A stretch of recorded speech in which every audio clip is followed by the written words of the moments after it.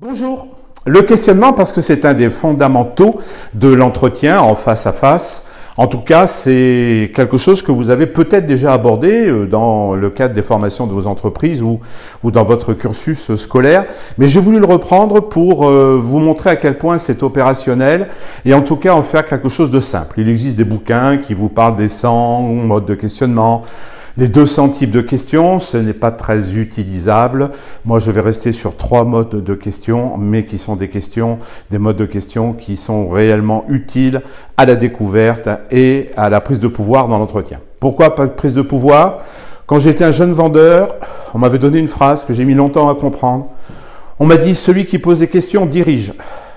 Il m'a fallu quelques années pour m'apercevoir que, en fait, réellement, lorsque l'on pose des questions à son interlocuteur, on oriente son esprit, son cerveau, sa recherche dans la direction que nous voulons. Donc, quelque part, nous prenons la main sur l'entretien, nous prenons le pouvoir et nous dirigeons non seulement l'entretien, mais l'action derrière qui va en découler. Très rapidement, 3 types de questions. La première question, vous la connaissez, c'est l'alternative.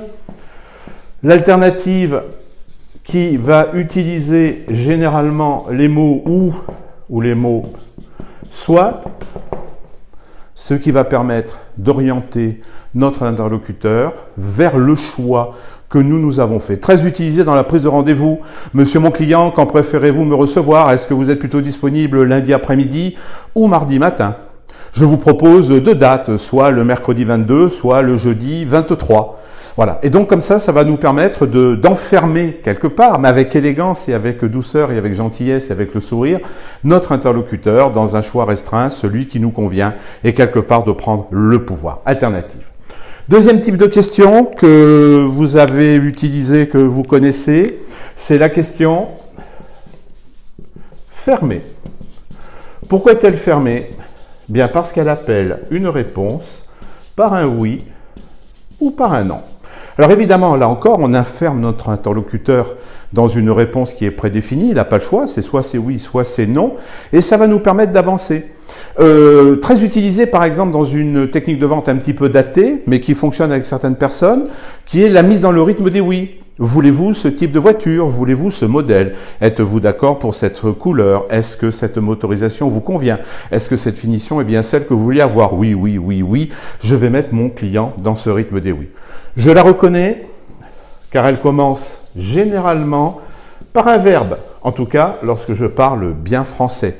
Parce que j'ai tendance à dire vous voulez dîner avec moi ce soir? Non, si je parlais français correctement, je dirais voulez-vous dîner avec moi ce soir? Non? Bon, ben écoutez, tant pis, c'est dommage, je le regrette. Troisième type de question, la question la plus intéressante, la question ouverte. Parce que la question ouverte, évidemment, c'est celle qui va amener notre interlocuteur à parler, à s'exprimer et à nous donner le plus d'informations sur ses choix, ses attentes, ses désirs. Et par exemple, en management, eh bien, ça va nous permettre de cerner quelles sont les ambitions de la personne que nous avons en face de nous. Comment reconnaît-on une question ouverte? Eh bien, un petit système qui n'est pas très élégant, pardon.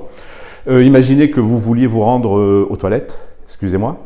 Et malheureusement, il y a quelqu'un, et là, vous vous dites, ah là, CQQ, c'est occupé.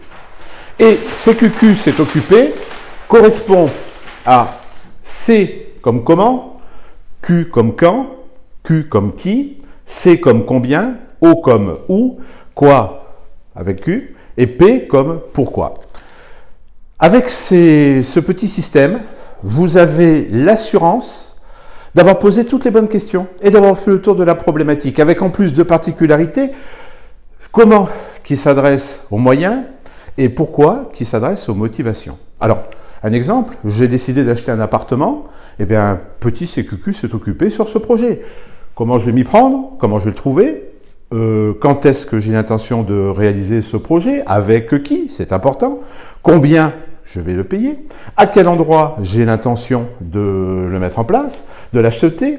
Quel type d'appartement? Et est-ce que j'ai la motivation nécessaire pour m'endetter sur 20 ou 25 ans et payer des traites pour faire face sur une longue durée à cette obligation? Quelle est ma motivation?